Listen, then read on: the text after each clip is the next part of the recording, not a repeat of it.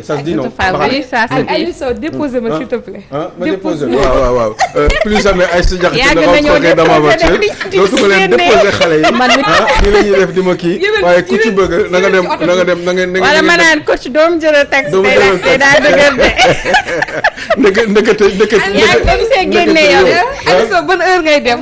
j'ai rubrique 8h pile. waaw tu me frappes par la tête à 8h. voilà. nga ne ko Aliou Sow tey dëgër na de. ayca yéen ci oto bi moo taxit. donc oui c'est une fierté ah waxal leen ma maman Khady Ba bi nekk Diamniadio bëgg naa ko. et puis maman aussi Khady Seck à Lac Rose et puis ma maman. qui habite Alfortville et qui est en ce moment en Bretagne. donc en vacances.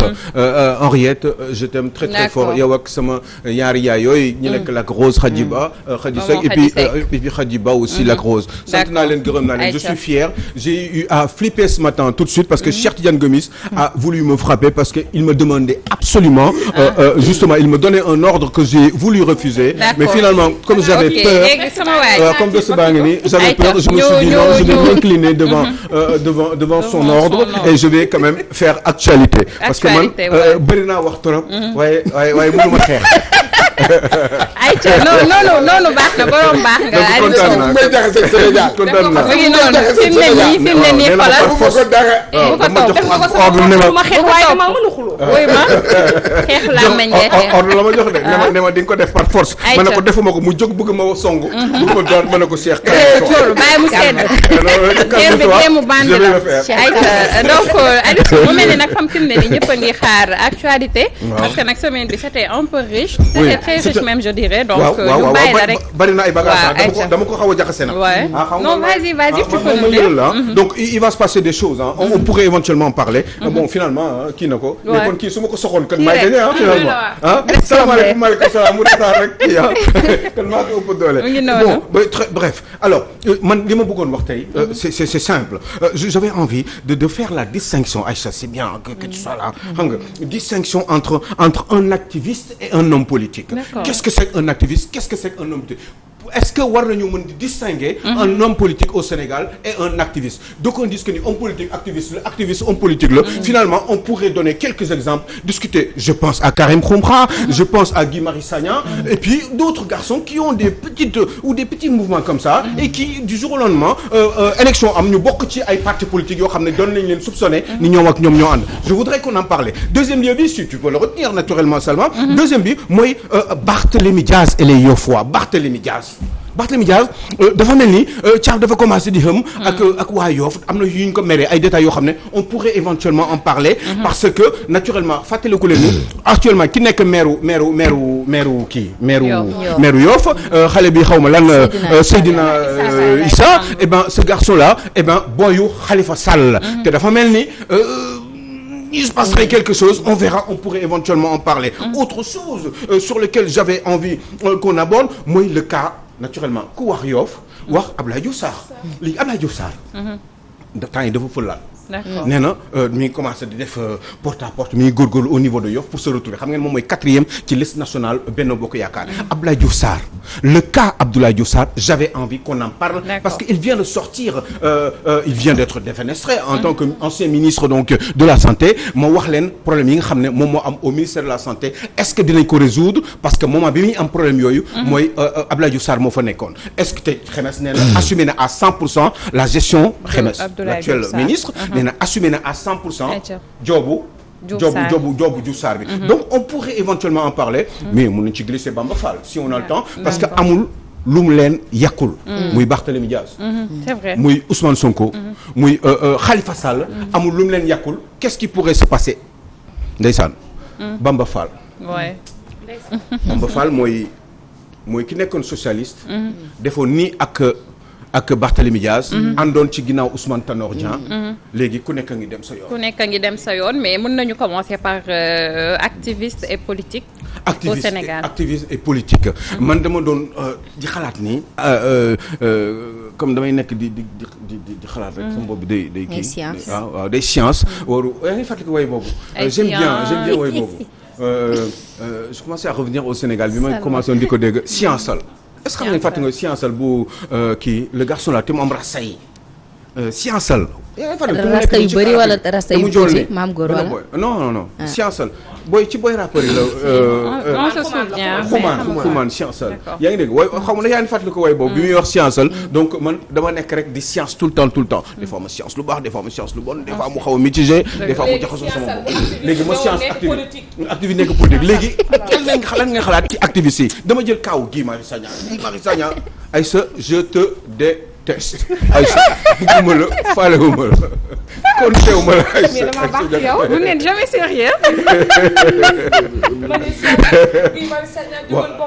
mais science Guy Marius Sagna jógoon bokk mais science aussi Abdou Karim Gueye taxawaayam ci réew mi. mais science Abdou Karim Gueye taxawaayam ci réew mi Abdou Karim Gueye xumba fan la bokk Abdou Karim Gueye nee na moom Ousmane Sonko la bëgg waaye politiqueanul élection am na boolewuñ ko ci l'ici alors que c'est un garçon quand même qui aurait mérité nekk par exemple place su man pour man Maïmouna Bousso nekk place su Moussa Tine par exemple nekk place su beaucoup de gens nekk place su xale ndaw si nu mu tudd Mame Diarra Fam bi nga xam ne dañu ko tëj ñetti fan kaso muy bëgg rey sénégalais di ñu yaakaar ni fii mi ngi bëgg a toj alors que c'est rien du tout c'est juste des petites gardes à vue yoo xam ne vraiment loolu garaawul woon ba ñu defal ko buzz dans ce week-end là ce que je n'ai pas justement très bien apprécié parce que je trouve qu'il y a eu beaucoup trop de buzz par rapport à sa propre personne surtout le fait que mu dugg ñu tey ko ñeenti fan garde à vue ñu ne tëj na ma kaso machin et cetera il faut penser aux autres qui sont là pendant 2, 3 ans 5 ans ci ay kaso bi donc aussi je me dis on se rappelle également de Kémi Séba donc ces gens là est-ce que Kémi Séba sax tane na mais booy seet tey jii nii Guy Marius Sagna ñëpp ñu ngi ko doon wax ni yow activiste nga yow frappe nga bokk France dégage machin tout ce que vous voulez. Il était bien parti au début. ñu ne la ngay dem di défendre Sénégalais mais pour quelle cause c'était pour la cause du PASTEF. pour la cause de Yewwi Askan Wi finalement waxuñu dara sax même bu fekkee ne yow originaire nga Casamance. waa Dakar nga màgg ñu jël la dem basculer la au niveau de comme tête de liste à Ziguinchor. pour nga liggéeyal mais je sais que j'imagine que ni liggéeyu Ousmane Sonko la et c'est très bien c'est tant mieux c'est en politique mais il faut que aussi Sénégalais yi xam ni des fois activistes yu bari ce sont des hommes politiques qui doivent assumer leurs responsabilités. en tant qu'homme politique wala ñu laqatu ci ginnaaw ay dégg nga maam loolu nu mu tudd ci ay activistes naan ñun faruñu fenn nit ku nekk am nga foo far neutralité amul même un ministre de l'intérieur boo leen ko tegoon ngeen ne ku neutre la nit ku nekk neutralité amul li muy denc ci xolam da ngeen ko xam. li muy denc ci xelam da ngeen ko xam mun naa am ay attitudes y a des petites manières ak ay vices yoo xam ne mun nga ko def ci sa liggéey yoo xam ne moo lay péetale ci sa par wala parando. ci sa par donc ce n'est pas vrai. neutralité amul quand il s'agit de faire des choix surtout qui relèvent du domaine public. ce n'est pas possible nit ku nekk am nga nooy xalaatee am nga lu la gënal des fois mu gën a proche diw wala mu gën a proche Salma wala mu gën a proche Aïssa Diakhaté. mais Alioune Sow dans la sous-région sax les meilleurs députés c'est des activistes. mais oui mais tout à fait. pourquoi ñu ne rek yow pour nga bokk par exemple pencum ndaw réew mi. waaw il faut nga nekk homme politique il faut nga bokk ci politique non. c'est ça. mais aussi Aïcha foofu nga laal noonu aussi est-ce que parfois aussi les activistes ne se trompent pas de mission aussi. buñ ko contextualiser au Sénégal. buñ gisee aussi parfois yëf yi ni muy demee. tout à fait mais man par exemple quelqu'un comme Fadel Barro j'ai envie qu'il soit député. quelqu'un comme Abdou Karim Gueye moi je vous assure bëggoon mën a def parce que daf ma wóor ni xale boobu. Sénégal rek ko juum rek la mën a def ci ay choix mais il est évident que ni kooku xol bi Sénégal nekk et puis dëgg te gëm na yàlla te ragal na. donc ñooñu loolu rek doy na pour ko même bu fekkee ne sax am na yoo xam ne war nga ko mën a compléter. ci wàllum ni ñuy organiser état parce que mënul xam lépp. mais décision yi muy jël toujours de bonne foi la koy jël. te vraiment ces garçons là ça me fait beaucoup de peine que bokkuñu ci nga xam ne ñoom ñoo war a mën a dem ci pencum ndaw dem ñoo ma gënal ñu bari ñoo xam ne ñu ngi ubbi seen gémmiñ chaque jour. Mame Diarra Fam par exemple qu'est-ce qu'il a fait pour le pays lan la fi def. député de diaspora mais waroon na mën a continuer encore de diaspora. sans doute parce que elle n'a pas fait grand-chose pour la diaspora et que les gens de la diaspora ne seraient pas convaincus pour éventuellement remettre ko encore en tant que député mu ñëw glisser encore ay calcul. glisser ci biir Yewwi Askan Wi. juste parce que il faut que mu amaat une position quelqu'un comme Aïda Mbodj comme leader la lionne du Baol. warul woon ñëw nekk ci.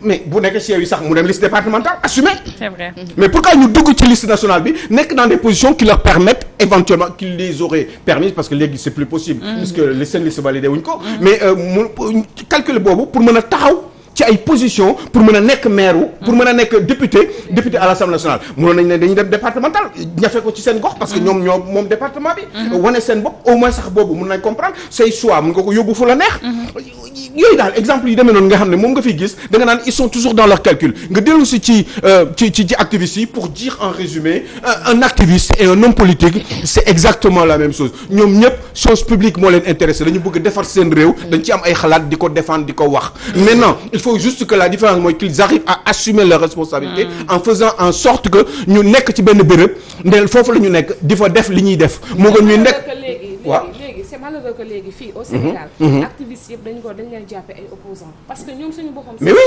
mais est-ce que mës nga gis activiste bu nekk ci nguur c'est extrêmement rare en général ñoom ñëpp ci opposition la ñuy nekk ça veut dire que c'est les branches armées de l'opposition de combat mais oui et ne pas essayer de fourrer ton nez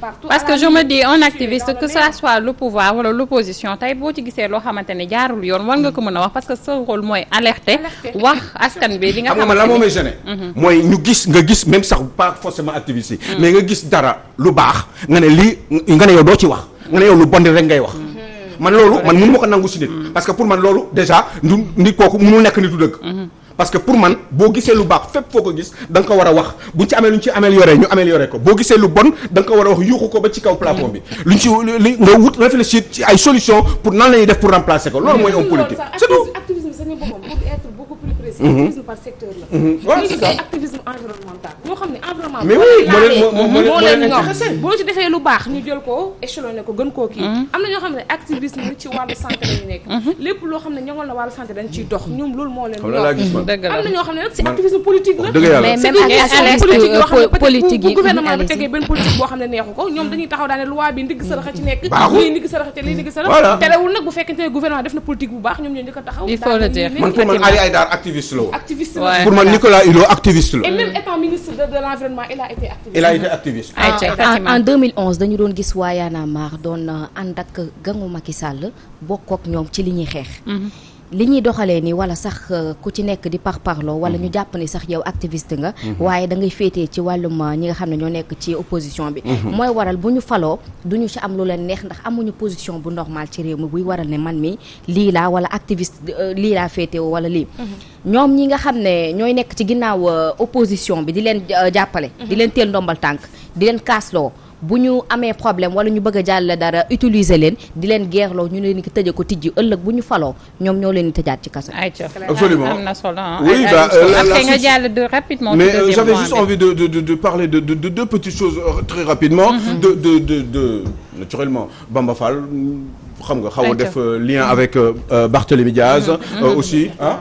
et puis def lien aussi ak un petit peu Ousmane Sonko. Bamba Fall nee na ñoom Barthélémy Diaz tekkiwuñu dara ñoom Ousmane Sonko tekkiwuñu dara. Barthélémy Diaz nee na gars yi de waa Yoff dañ ko mere parce que tout simplement benn billet d'avion benn billet Makka la leen jox sur plus de 50 billets yoo xam ne waa mairie de Dakar da ko doon distribuer. donc maintenant est-ce que xale bi.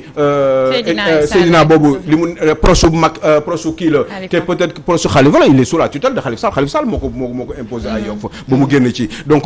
te il n'est pas sous le contrôle de Barthélémy est-ce que loolu moom moo tax Barthélémy Diaz wóoluwul xale bi torop ak yi demee noonu donc il veut pas faire beaucoup trop d'efforts à Yoff donc loolu mere nañ ko ci lu bare il explique surtout que Bamba Fall nee na ko yow tekki woo dara bi mu paree ci Barthélémy Diaz moom Bamba Fall dem na dellu si ci Ousmane Sonko pour wax ko ni moom tamit Ousmane Sonko tekkiwul dara parce que terroriste la je ne pense pas que ce soit vrai ce qu'il dit parce que Ousmane Sonko ne peut pas être un terroriste ce n'est pas vrai quand on le dit loolu xel mënu koo nangu par contre quand il dit que Ousmane Sonko dafa ragal poli yëpp fi mi fay nëpp dafa ragal donc dem procès ak Adji Sarr eh ben on verra bien ce sera à Ousmane Sonko de lui montrer le contraire que ni man damay jàkkaarloog Adji Sarr dem taxaw ci tribunal wane ni justement lii yëpp complot la et que ce n'est pas vrai et que du mës a nekk dëgg que musuma seq ak Adji Sarr musuma am benn relation ak Adji Sarr que Adji Sarr juste salon de massage la comme ni mu ko expliqué woon dans son premier point de presse bi coow gi jibee yooyu c'est à lui de le prouver justement d'abord wane ni moom dafa dem na tribunal dina dem tribunal et que ñoom Bamba Fall dañ koy accuser à tort et que ce n'est pas vrai ay accusation politique la et que moom bés ba jotee moom moo war a prouver ni justement dina mën a jàkkaarloog Adji Sarr foofu. Bamba Fall a été envoyé juste pour rek mu semer le kii ci sunu bopp. oui tout à fait mais xam nga débat n'est plus mais oui mais loolu xam nga loolu dina mës a ñëw. non xam nga daf ko sànni baat boobu. loolu dina mës a ñëw moi je parle juste du comme ça en faisant savoir aux Sénégalais que ni loolu ce sera à Ousmane Sonko de prouver le contraire un jour. buy wax terroriste ce n'est pas vrai moi je ne peux pas imaginer cela pour Ousmane Sonko parce que je crois que c'est un garçon qui est républicain. Il a été au cadre de l'administration xam nga ak demee fi may waxee moom mooy maanaam le cas Bamba Fall. waaw est-ce que gouvernement bi jëlu ko rek pour xam ne que kii moo tolloog làmmiñ. waaw mais xam nga gént bi parce que nag Bamba Fall ku ci ne xam na ne moom daa ko sant. non mais mi ngi nekk ci wetu Macky Sall léegi forcément il va jouer le jeu justement du pouvoir parce que il a ses avantages aussi lui xamoo lan la bëgg pour l'avenir de Médina qu'est-ce qu'il veut faire pour son avenir politique. Et puis Aliou Sow il s'est même prononcé sur le troisième mandat. pour dire que tey bu présenté wul bés bu bëggee troisième mandat dina ko jàppale waaye loolu bu ñu ci yeggee lépp dina leer fii ci réew mi nañu xaar ba bés ba jot. boobaa ñun dinañ wax liñ ci xalaat ñëpp xam nañ ko parce que war naa ko ci yeneen émission mais bu boobaa dinañ xam ñun nan lañ ciy toogee bu boobaa mais lu jotagul man lu ma ci wax. mais de là à dire que xëy na moom bu deful sa troisième candidature. trahir na askanu Sénégal te ñoom ñi ko jege dinañ ko forcer. waaw mais loolu waxam la on verra bien loolu ay waxu kaso la bés bu jotee. ce sont les Sénégalais qui auront le dernier mot et puis intellectuel bu boobaa ak ñi war a wax ci réew mi dañ joxe seen xalaat par rapport à tout ce qui avait été dit préalablement par celui qui est aujourd'hui donc le président de la République pour un deuxième mandat. voilà donc kon xam nga loolu mooy firndeel ne rek ne Macky Sall moom ña ko wër ñoo koy xam. waaw bu ñu ñemee di wax yooyu mais il y a tellement de difficultés moom mi ngi wax loolu mais booy retourner aussi ci Abdoulaye Diouf Sarr nee nañu xale bële dafa commencé di affaiblir mooy Seydina boobu ayok Abdoulaye Diouf Sarr mi ngi def ses rondes machin et cetera di wax mais aussi les Sénégalais doivent continuer à savoir Abdoulaye Diouf Sarr mooy kan Abdoulaye Diouf Sarr mooy kii nga xam ne moo nekkoon maire Yoff ñu génnee ko fa nekk na ministre de la santé pratiquement à peu près 4 ou 5 ans jot ay problèmes yu bari yoo xam ne dafa xew ba léegi dama bëgg Marie Khemesse Ngom bi nga xam ne moom moo ko wuutu te nee na assumé na à 100% justement kiiwu Abdoulaye Diouf Sarr gestion wu Abdoulaye Diouf Sarr donc en réalité Marie Khemesse nee na moom continuité rek lay doxal Abdoulaye Diouf Sarr dañ ko fa tegg rek noonu parce que dafa perte parce qu'il n'a pas une bonne réputation parce que le président avait besoin de ça pour un équilibre gouvernemental par rapport ak yenn sympathie yi devant les Sénégalais mu xaw ko teg de côté mais bi mu ko jëlee foofu daf ko yóbbu def ko 4e ci position bi mais il faut que Sénégalais yi xam ni y a beaucoup de problèmes au niveau du ministère de la santé te loolu Marie Khemesse daf ñu ko war a leeral man j'ai un problème ak le centre de neurologie bi nga xam ne moom moo nekk biir hôpital Fann xam ngeen bii kii bi amee Aïcha bi coow gi baree ci affaire kii bi li xewoon Covid-19 bi d'abord il y a beaucoup de centres de traitement yoo xam ne dañu bari problème Aïcha boo demee Dalal Jàmm seen matériel bi mi ngi commencé di yàqu alors que matériel bi deful 2 ans ñan la ñu joxoon marché yi lan mooy qualité par rapport au matériel maquette la matériel bi qualité bi lan la ñan lañ joxoon marché bi loolu bëggoon naa waa OFNAC ak cour de contrôle yi comme ay cour des comptes ñu dem vérifier ce qui s'est passé par rapport à ce matériel hangaru pèlerin bi aussi centre de kii la woon de traitement la woon matériel boobu am na ñoo xam ne sax nee nañu centre boobu kenn mosu faa dugg matériel bi dañ la ngay xool centre ba dara nekkatu fa am na ñoo xam ne nee nañu kenn mosu faa dugg pour traiter mu hangar bu pèlerin yi nekk aéroport Léopold Sédar Senghor donc yooyu dama bëgg Marie Khemesse nga vérifier ñu ko mais beneen affaire bu ma gën a traumatisé je tiens le coup parce que fii il faut tenir le coup pour xeex bi ndax dëgg pour réew mi dafa am benn femme bu tudd Ndeye Kati Gadiaga war naa dégg ko tudd waaw parce que xam lu tax parce que dañ ko jox sama xaalis ak xaalisu Cheikh Diagne Gomis xaalisu Fatima Kidé entre autres Salma Ibrahima Fall centre de neurologie bi waroon na pare liggéey bi c'était sur 18 mois d'accord plus de 2 milliards ont été encaissés centre bi boo leen amee temps wala suba ma wan leen photo yi d'accord ay xott la xottu kii loolu nu mu tudd ay kii ñuy taxawal non xottu kii mooy kii rek boo defee fondement noonu ba pare boo defee fondement kii ay pied ay kii bi quoi loolu brique yi moom la ñuy tax noonu loolu mooy centre bi alors que centre bi waroon na pare 18 mois la ñu prévoir woon pour def ko c'est quand même curieux Ndeye Kati Gadiaga boobu moo doon ki doon nekkoon ci agence de voyage yi pour affaire u Makka yi Covid am ñu sànni ko ay marché au niveau du ministère de la santé kooku la ñu jox marché yu bari. ba marché bii nga xam ne mooy marché 2 milliards pour tabax centre de neurologie bi nga xam ne mooy nekk biir hôpital Fann te ay xottu brique moo fa nekk. j'ai les photos moi. seulement c'est hyper important. les Sénégalais doivent savoir ce qui se passe. xaalis boobu anamu. ba pare ndaw soosu moom mooy jabaru ki nga xam ne moom mooy gagné marché restauration centre des œuvres universitaires de Dakar. kudd. d'accord wala déggu leen ma. dégg nañ la kay. kooku noonu nekk gagné marché yi di yor marché wu restauration bu université Dakar. université Dakar Abdoulaye Diouf Sarr moo doon directeur COUD avant. wala gisu leen link bi. dàq xar yi indi bëy. Abdoulaye Diouf Sarr moo doon directeur COUD. Abdoulaye Diouf Sarr moo nekk ministre après de la santé. Abdoulaye Diouf Sarr moom moo jox marché Ndeye Kati Gadiaga. Ndeye Kati Gadiaga moom mooy jabaru déggu leen ma de. waaw moom mooy jabaru ki yore ki gagné marché restauration bu COUD. depuis temps wu Abdoulaye Diouf Sarr. c'est grave. wala déggu leen ma. kii Sène noo tudd yow Maguette Sène nekk maire Malicounda. lan nga wax ci loolu. gis nga dëkk bi man ñii laa bëgg ñu wax. ñu leer Sénégalais je vous assure que c'est grave dans ce pays là. mooy tax ministre di nekk milliardaire bu ko neexee. pendant 10 ans. waaw du liggéey. mi ngi noonu. lii mooy réew mi. waaw ñii nag il faut ñu lijjanti ko ci réew mi te lii Sénégalais yi dañ ko bëgg a xam ndax man su ma amee temps pour wax lii moo ma intéressé. pas autre chose. parce que c'est ça qu'il faut régler avec des sanctions dans ce pays là. Aliou Sow dañ lay bàyyi ci. je suis dégoûté le mandat certainement di nga ci def dossier bu am. dinaa ci def dossier vous inquiétez pas non pare naa muy ñoom muy Sénélec muy gars yooyu yëpp man parel naa leen. parce que man moi je suis un homme libre. parce que man yéen ñëpp compté wu ma leen yéen. parce que man xam nga lu ma intéressé mooy fii dëkk bi dox. li fi jaaduwul. ñu dindi ko ñii di am ay alal te amuñu dara toog seen buntu kër am ay marché loolu daf fi war a jeex ndax école bi am na problème banc yi am na problème jalis bi am na problème ñu bari dañu am problème dans ce pays là donc xaalis kenn du ko witt ci garab dañ koy récupérer ci sàcckat yi jël ko yóbbu ko fi nga ko war a yóbbu pour Sénégal mën a taxaw parce que loolu mooy avancer le réew nee tuuti yàlla baax na dégg yow man du ma sa moroma xar yi cher na ayca sama gars yi ñu xooli ji sponsor yi Aïcha bàyyi sama waa ji dégg nga ñu xooli ji sponsor yi te ñëwaat ayca à tout de suite